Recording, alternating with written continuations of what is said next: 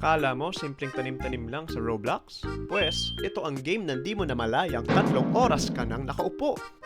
Sa unang tingin, parang basic farming game lang ang Grow a Garden. Magtanim, mag-ani, magbenta ng tanim para sa coins. Pero may dahilan kung bakit ito ang pinakamainit na laro ngayon sa Roblox. Paulit-ulit pero nakaka-addict ang loop.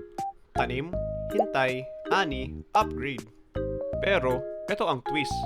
May shop restocks kada 5 minuto.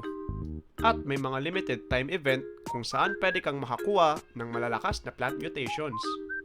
At guess what? Online mo lang yun makukuha. Kaya kahit sinasabi ng game na pwede kang mag-grow offline, parang ayaw mo na talaga mag-log out.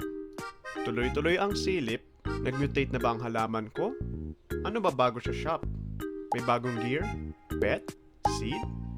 Lahat ng timer, eksakto ang timing. Para mapaisip ka, sige, 5 minuto pa. Ginawa talaga siya para laruin mo ng tuloy-tuloy. Pero chill lang. Makulay, nakaka-relax at sobrang satisfying. Simple, matalino at naka-addict. Yan ang Grow a Garden. Comment below kung ano ang favorite seed nyo. Ako nga ulit si Lucio at mag-like at follow kung gusto mo pa ng ganitong kaalaman.